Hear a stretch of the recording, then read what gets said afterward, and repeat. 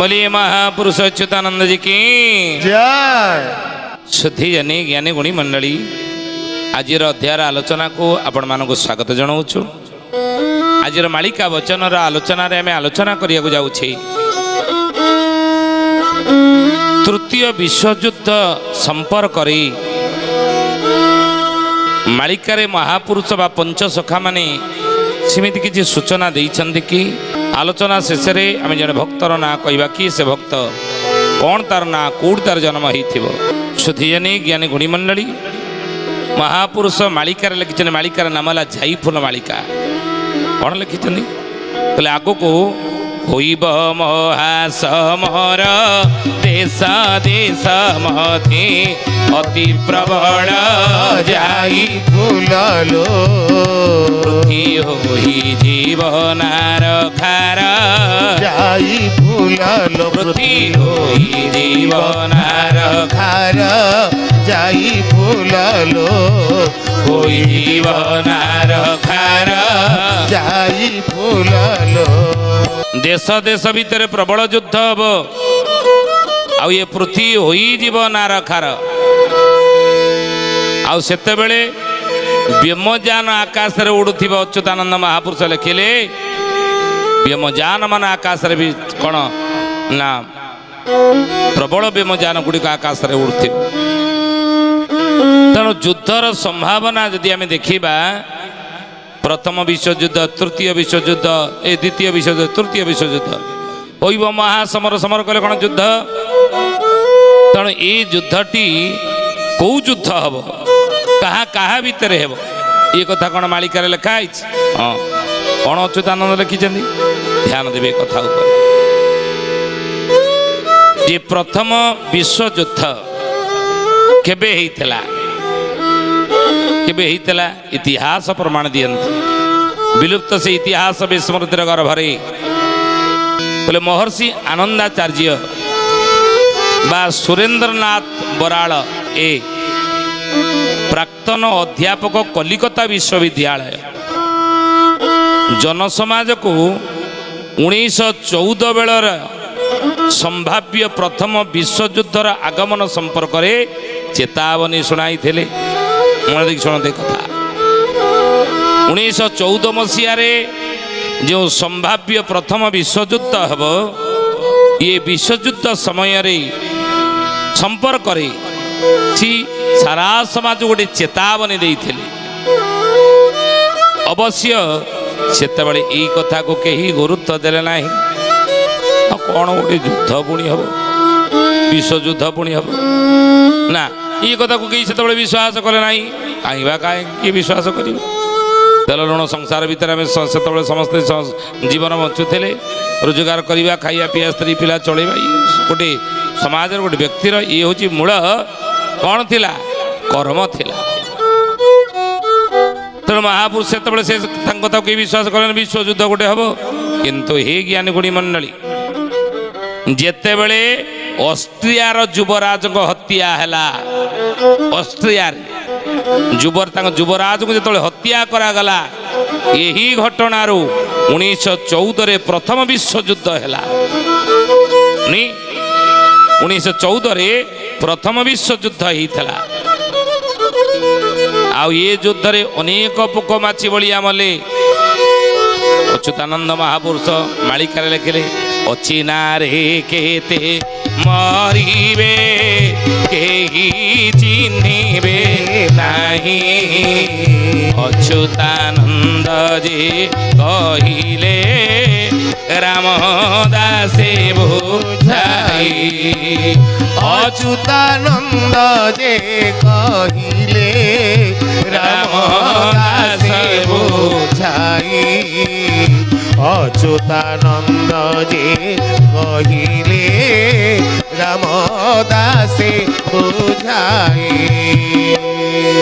1914 मसीहार विश्वयुद्ध हे ज्ञानी गुणी मंडली से समय जो माने आ तो जीवित कहीं नथिबे कि इतिहास विलुप्त से इतिहास विस्मृतिर गर्भरे केते भयानक सेतबेले हेइतला अनेक धन जीवन युद्ध रे नष्ट होइछि युद्ध हेले कार मंगल हेबो नाही सबुठाडू बड़ युद्ध कौन ନା ଯୁଦ୍ଧକୁ ବନ୍ଦ କରିବା ହେଉଛି ସବୁଠାରୁ ବଡ଼ ଯୁଦ୍ଧ। 1914 ମସିହାରେ ଯୁଦ୍ଧ ଘଟିଗଲା, ଅନେକ ଧନ ଜୀବନ ନଷ୍ଟ ହେଲେ। ୟା ପରେ ନା ତାଙ୍କ ପାଖରେ ଶ୍ରୀ ଆନନ୍ଦାଚାର୍ଯ୍ୟ ବା ସୁରେନ୍ଦ୍ରନାଥ ବରାଳଙ୍କ ପାଖରେ ବହୁତ ଲୋକଙ୍କର ସମାଗମ ହେଲା। ବିଶ୍ୱାସ କରି ହଁ ଯାହା ଭବିଷ୍ୟତବାଣୀ କରିଥିଲେ ସତ ହେଲା, ଯୁଦ୍ଧ ହେଇଛି। ଆଉ ବୋଲିଏ ମହାପୁରୁଷ ଅଚ୍ୟୁତାନନ୍ଦ ଜି କି ଜ୍ଞାନୀ ଗୁଣୀ ମଣ୍ଡଳୀ ସୁଧୀ ଜାନି। ଆମେ ଆଲୋଚନା କରୁଛେ ଆଜିର ମାଳିକା ବଚନରେ କ'ଣ ବିଷୟ ନା ତୃତୀୟ ବିଶ୍ୱଯୁଦ୍ଧ ସମ୍ପର୍କରେ ମାଳିକାରେ କ'ଣ ଲେଖା ଅଛି ବା ପଞ୍ଚସଖା ମାନେ କ'ଣ ଲେଖିଛନ୍ତି, କ'ଣ ଭବିଷ୍ୟତବାଣୀ କରିଛନ୍ତି। ତ ମହାପୁରୁଷ କହିଲେ କହିଲେ ବାବୁରେ ପ୍ରଥମ ବିଶ୍ୱଯୁଦ୍ଧ ଘଟିଗଲା। ଦ୍ୱିତୀୟ ବିଶ୍ୱଯୁଦ୍ଧ ସମ୍ପର୍କରେ ଯେତେବେଳେ ଶ୍ରୀ ଆନନ୍ଦାଚାର୍ଯ୍ୟ ଭବିଷ୍ୟତବାଣୀ କଲେ, ଲୋକମାନେ ପଚାରିଲେ ଦ୍ୱିତୀୟ ବିଶ୍ୱଯୁଦ୍ଧ କେବେ ହେବ? ନା ବାବୁରେ 1939ର ସେପ୍ଟେମ୍ବର ମାସରେ ପୁଣି ଏକ ଭୟଙ୍କର ବିଶ୍ୱଯୁଦ୍ଧ ମୁଣ୍ଡ ଟେକୁଛି। ସୁଧୀଜନ ଏ ସମୟ ଏ ଭବିଷ୍ୟତବାଣୀ ତାଙ୍କର ସତ ହେଲା। ତୃତୀୟ ବିଶ୍ୱଯୁଦ୍ଧ ସମ୍ପର୍କରେ ପଚାରିଲେ, ଏ ଦୁଇଟା ଭବିଷ୍ୟତବାଣୀ ଆପଣଙ୍କର ସତ ହେଇଛି। ୟାପରେ କ'ଣ ତୃତୀୟ ବିଶ୍ୱଯୁଦ୍ଧ ହେବ? ପ୍ରଥମେ ସେ ନୀରବ ରହିଲେ, କିନ୍ତୁ ତତ୍ପରେ କହିଲେ ପୁନଃ କଲେ ବାବୁ ଦେଖ 2000 ମସିହା ପୂର୍ବରୁ ହେବ ନାହିଁ, 2000 ମସିହା ପରେ ହେବ ତୃତୀୟ ବିଶ୍ୱଯୁଦ୍ଧ। ଆଜି ଦେଖନ୍ତୁ ଅକ୍ଷର ଅକ୍ଷର ସତ ହେବାକୁ ଯାଉଛି ତାଙ୍କର ଭବିଷ୍ୟତବାଣୀ, ଯାହାକି ଅଚ୍ୟୁତାନନ୍ଦ ମହାପୁରୁଷ ବା ପଞ୍ଚସଖା ମାନେ ୟା ପରେ ଭବିଷ୍ୟତବାଣୀ କରିଛନ୍ତି। ସେଇ ଶ୍ରୀ ଆନନ୍ଦାଚାର୍ଯ୍ୟ ବା ସୁରେନ୍ଦ୍ରନାଥ ବରାଳଙ୍କର ଭବିଷ୍ୟତବାଣୀ କେତେ ସତ, ଏ ଉପରେ ଉତ୍କଳର ପଞ୍ଚସଖା ମାନଙ୍କର ଭବିଷ୍ୟତ ମାଳିକାକୁ ଯଦି ଆମେ ଦେଖିବା, ଶୁଣିବା ବା ବିଶ୍ୱାସ କରିବା, ତା ଆମେ ଜାଣିପାରିବା ଏ ତୃତୀୟ ବିଶ୍ୱଯୁଦ୍ଧ। ଜ୍ଞାନୀ ଗୁଣୀ ମଣ୍ଡଳୀ ସୁଧୀଜନ ଆଜି ଆମେ ସମସ୍ତେ ଯୁଦ୍ଧର ଦ୍ୱାର ଦେଶରେ ଛିଡ଼ା ହେଇଛି। ଯୁଦ୍ଧର ଦ୍ୱାର ଦେଶରେ ଆମେ ଛିଡ଼ା ହେଇନି କି? କେତେବେଳେ କ'ଣ ଘଟିବ କିଛି ଗ୍ୟାରେଣ୍ଟି ନାହିଁ। ମହାପୁରୁଷ ମାଳିକାରେ କହିଛନ୍ତି ତୃତୀୟ ବିଶ୍ୱଯୁଦ୍ଧ କାହା କାହା ଭିତରେ ହେବ, ଯୁଦ୍ଧ କିଏ କରିବ କି? ଲେଖିଲେ ମହାପୁରୁଷ ମାଳିକାରେ କହିଲେ ଚାରି ଦିଗରେ ଚହଳ ପଡ଼ିବ, ଚାରି ଦିଗରେ ଚହଳ ପଡ଼ିବ, ଚାରି ଦିଗରେ ଚହଳ ପଡ଼ିବ, ଚାରି ଦିଗରେ ଚହଳ ପଡ଼ିବ। ଚିହ୍ନା ସଙ୍ଗେ ଆଦ୍ୟ ସମର ହେବ, ଚିହ୍ନା ସଙ୍ଗେ ଆଦ୍ୟ ସମର ହେବ। ଚାକିରିଆ ମାନେ ଫେରସ୍ତ ହେବେ, ଚାକିରିଆ ମାନେ ଫେରସ୍ତ ହେବେ। ଚୋର ମାନେ ଅତି ପ୍ରବଳ ହେବେ, ଚୋର ମାନେ ଅତି ପ୍ରବଳ ହେବେ। ଚୌହାନ ଥିବ ସେ ଦେଶେ ଯେ ଚରଣ ଚ୍ୟୁତିଆ ଭୂରି ଶ୍ରବା ସେତ ଜନ୍ମ ସୁର ଦେଶେ ଯେ ଚରଣ ଚ୍ୟୁତିଆ ଭୂରି ଶ୍ରବା ସେତ ଜନ୍ମ ଅସୁର ଦେଶେ ଯେ। ଚାରି ଦିଗରେ ଚହଳ ପଡ଼ିବ, ଚିହ୍ନା ସଙ୍ଗେ ଆଦ୍ୟ ସମର ହେବ। ଏ ଜ୍ଞାନୀ ଗୁଣୀ ମଣ୍ଡଳୀ ସୁଧୀଜନ ଅଚ୍ୟୁତାନନ୍ଦ ମହାପୁରୁଷ ଲେଖିଦେଲେ 34 ମାଳିକା 34 ଚରେ ଲେଖିଲେ। ଦେଖନ୍ତୁ କେମିତି ଶବ୍ଦ ସଂଯୋଜନା କହିଲେ ଚାରି ଦିଗରେ ଚହଳ ପଡ଼ିବ। ସାରା ଚାରି ଦିଗ ପୂର୍ବ ପଶ୍ଚିମ ଉତ୍ତର ଦକ୍ଷିଣ ଚାରି ଦିଗରେ ଚହଳ ପଡ଼ିଯିବ। କ'ଣ ଚହଳ ପଡ଼ିବ ନା ଚିହ୍ନା ସଙ୍ଗେ ଆଦ୍ୟ ସମର ହେବ। ଚାଇନା ସହିତ ଭାରତର ଯୁଦ୍ଧ ହେବ। ଆଉ ସେତେବେଳେ ଚାକିରିଆ ପୁଣି ଚରେ ଲେଖିଲେ ଚାକିରିଆ ମାନେ ଫେରସ୍ତ ହେବେ। ଚାକିରି ବାକିରି କରୁଥିବା ଲୋକମାନେ ଆଉ ଚାକିରି ବାକିରି କରିବାକୁ ପସନ୍ଦ କରିବେ ନାହିଁ। କାହିଁକି ପସନ୍ଦ କରିବେ ନାହିଁ? ଅଚ୍ୟୁତାନନ୍ଦ ମାଳିକାରେ ଲେଖିଲେ ହୁକୁମ ଜାହିର 3 ଦିନ ହେବ, ପ୍ରଜା ହେବେ ଛଟପଟ, ଘରେ ଘରେ ହାଣ ଗୋଳ ଲାଗିଥିବ, ଚାକିରିଆ ହେବେ ନଷ୍ଟ। ଜୟ ଜଗନ୍ନାଥ ପତିତ ପାବନ ଓଡ଼ିଶା ବଡ଼ ଠାକୁର, କଳ୍ପବଟବାସୀ ପ୍ରଭୁ ବ୍ରହ୍ମରାଶି କଳି କଳୁଷ ନାଶନ। ଅଚ୍ୟୁତାନନ୍ଦ ମହାପୁରୁଷ କହିଲେ ହୁକୁମ ଜାହିର 3 ଦିନ ହେବ, ପ୍ରଜା ହେବେ ଛଟପଟ। ଦିନ ହୁକୁମ କହିଲେ କ'ଣ? ହୁକୁମ ନୂଆ ନୂଆ ଆଇନ ହୁକୁମ ହେବ କହନ୍ତନି, ରଜା ହୁକୁମ କରିଛନ୍ତି, ଏଇଆ ସବୁ ନୀତି ରାଜ୍ୟରେ ଚାଲିବ, ବୁଝିଲେ ତ? ସେଇଭଳି ସରକାର ନୂଆ ନୂଆ ହୁକୁମ କରିବେ, ନୂଆ ନୂଆ ଆଇନ ଆଣିବେ। ଦେଖୁନାହାନ୍ତି ନୂଆ ନୂଆ ଆଇନ ମାଳିକା ବଚନ ନ ହୋଇବା। ମାଳିକା କଥା ମିଛ ହେବ ନାହିଁ, ଗୋଟିଏ ଅକ୍ଷର ମଧ୍ୟ ମିଛ ନୁହଁ। ଦେଖନ୍ତୁ ନୂଆ ନୂଆ ଆଇନ ସବୁ ଆସୁନି କି, ସବୁ ପରିବର୍ତ୍ତନ ହେଉନି କି, ଆଇନ ପରିବର୍ତ୍ତନ ହେଉନି କି? ନୂଆ ନୂଆ ଯେଉଁ ଆଇନ ଥିଲା ସମ୍ବିଧାନରେ ଯାହା ସବୁ ଥିଲା ଆଇନ, ସେ ଆଇନ ଧୀରେ ଧୀରେ ପରିବର୍ତ୍ତନ ହେଉଛି ନା ସମ୍ବିଧାନକୁ ବଦଳା ଯାଉଛି ଆଉ ନାଇଁ। ତେଣୁ ମହାପୁରୁଷ କହିଲେ ହୁକୁମ ଜାହିର 3 ଦିନ ହେବ, ପ୍ରଜା ହେବେ ଛଟପଟ, ପ୍ରଜାମାନେ ସବୁ ଛଟପଟ ହେବେ, ସେଇଥିପାଇଁ ହୁକୁମ ଜାରି ଯୋଗୁଁ ନୂଆ ନୂଆ ଆଇନ ପାଇଁ। ଏ ଘରେ ଘରେ ହାଣ ଗୋଳ ଲାଗିଥିବ, ଚାକିରିଆ ହେବେ ନଷ୍ଟ। ଅଚ୍ୟୁତାନନ୍ଦ କହିଲେ ରାମଚନ୍ଦ୍ରରେ ଘରେ ଘରେ ହାଣ ଗୋଳ ଲାଗିଥିବ, ସେତେବେଳେ ହାଣ ଗୋଳ ଲାଗିବ, ଆଉ ସେତେବେଳେ ଚାକିରିଆ ହେବେ ନଷ୍ଟ। ଚାକିରିଆ ମାନେ ସବୁ ନଷ୍ଟ ହେବେ। କାହିଁକି? ଚାକିରି ବାକିରି କରି ସରକାର ନୂଆ ନୂଆ ଆଇନ ଆଣିଲେ, ଆଉ ଚାକିରି ବାକିରି କରିବାକୁ କିଏ କ'ଣ ଆଉ ରାଜି ହେବ? ଚାକିରିଆ ମାନଙ୍କ ଏମିତି ସବୁ କଟାକଟି ଆଇନ ଆଣିବେ, ଆଉ କିଏ ଚାକିରି ବାକିରି କରିବାକୁ ରାଜି ହେବେ ନାହିଁ, ଚାକିରିଆ ହେବେ ନଷ୍ଟ। এই কথা ମହାପୁରୁଷ ମାଳିକା ଲେଖିଲେ, ବୁଝିଲେ? ତ ସେଇଥିପାଇଁ କହିଲେ ଯେ ଚାରି ଦିଗରେ ଚହଳ ପଡ଼ିବ, ଚିହ୍ନା ସଙ୍ଗେ ଆଦ୍ୟ ସମର ହେବ, ଚାକିରିଆ ମାନେ ଫେରସ୍ତ ହେବେ, ଚୋରମାନେ ଅତି ପ୍ରବଳ ହେବେ। ସଂସାରରେ ପ୍ରବଳ ଚୋରି ବୃତ୍ତି ବଢ଼ିବ। ଆପଣ କେଉଁଠି ଦେଖନ୍ତୁ ବେଶୀ ଚୋରି ତ ଆପଣ ଟାଉନ ବଜାର ନୁହଁ, ଗାଁରେ ବେଶୀ ଚୋରି, ଗାଁ ଗଣ୍ଡାରେ ବେଶୀ ଚୋରି।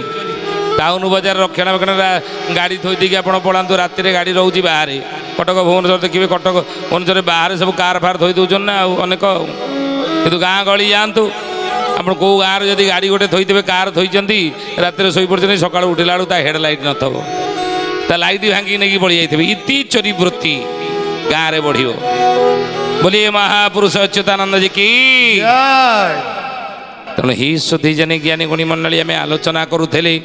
ଆଜିର ମାଳିକା ବଚନର ବିଷୟ କ'ଣ ନା ତୃତୀୟ ବିଶ୍ୱଯୁଦ୍ଧ ସମ୍ପର୍କରେ ପଞ୍ଚସଖା ମାନେ ମାଳିକାରେ କ'ଣ ସବୁ ଲେଖିଛନ୍ତି, ଇଏ ହବ କି ନେ ହବନି। ତୃତୀୟ ବିଶ୍ୱଯୁଦ୍ଧ ବୋଲେ ଚୋରମାନେ ଅତି ପ୍ରବଳ ଆଜି ହେଇଛନ୍ତି, ଆଉ ଚୌହାନ ଥିବ ସେ ଦେଶେ, ଯେ ସେଇ ଦେଶରେ ଚୌହାନ ଥିବ ଯୁଦ୍ଧ କରିବ। ଚୌହାନ ଥିବ ସେ ଦେଶରେ, କୋଉ ଦେଶରେ? ଚାଇନା ଦେଶରେ, ବୁଝିଲେ? ଚୌହାନ ଥିବ ସେ ଦେଶେ, ଯେ ଚରଣ ଚୁତିଆ ଭୁରି ଶ୍ରବା ସେତ ଜନମ ଅସୁର ଦେଶେ, ଯେ ଚରଣ ଚୁତିଆ କି ଭୁରି। ଚାଇନା କାହିଁକି ଭାରତ ଉପରେ ଆକ୍ରମଣ କରିବ ଜାଣିଛନ୍ତି? ଭଲ କି ମନ ଦେଇକି ଶୁଣନ୍ତୁ ଏ କଥା। କାହିଁକି ଆକ୍ରମଣ କରିବ ଚୀନ ଭାରତ ଉପରେ? ତା ସାମାଜିକ ଦୃଷ୍ଟିକୋଣରୁ ଅନେକ କାରଣ ଥାଇପାରେ, କିନ୍ତୁ ଆଧ୍ୟାତ୍ମିକ ଦୃଷ୍ଟିକୋଣ ଦେଖିବା ଯଦି ପୁରାଣକୁ ଯଦି ଚାଲିଯିବା, ତାହେଲେ ପୁରାଣରେ ମହାଭାରତ ପୁରାଣକୁ ଯଦି ଯିବେ, ସେ ମହାଭାରତରେ ବର୍ଣ୍ଣିତ ହେଇଅଛି ଯେତେବେଳେ ଭୀମର 52 ଭାର ଗଦା ପ୍ରହାରରେ କୌରବମାନଙ୍କର ଅନେକ ଭାଇମାନେ ବିନାଶ ହେଇଗଲେ, 99 ଭାଇ ବିନାଶ ଗଲେ। ଭୀମର ଗଦା ପ୍ରହାରରେ କୌରବମାନଙ୍କର 99 ଭାଇ ଗଲେ।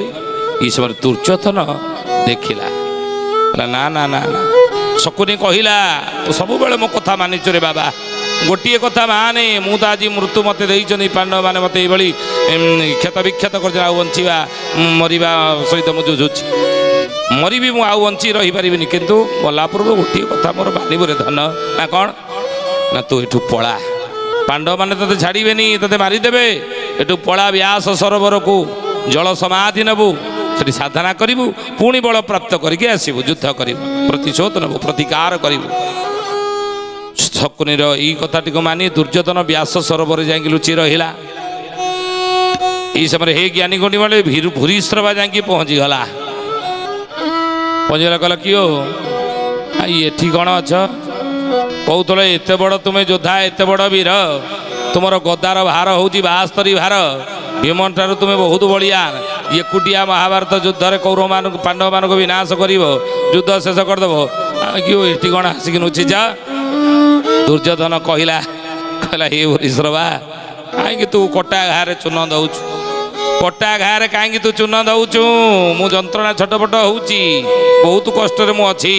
ଏରେ ଜାଣିଛୁ, ମୁଁ ଭୀଷ୍ମକୁ କଲି ସେନାପତି, ଦ୍ରୋଣକୁ କଲି ସେନାପତି, କର୍ଣ୍ଣକୁ କଲି ସେନାପତି, ଶଲ୍ୟକୁ କଲି ସେନାପତି, ଇଏ ସମସ୍ତଙ୍କୁ ସେନାପତି କରି ମୁଁ ଆଜି ପଶ୍ଚାତାପ କରୁଛି। କାହିଁକି ନା ଏଇଥିପାଇଁ ପଶ୍ଚାତ କରୁଛି, କେହି ମୋତେ ବିଜୟ ଦେଇପାରିଲେ ନାହିଁ।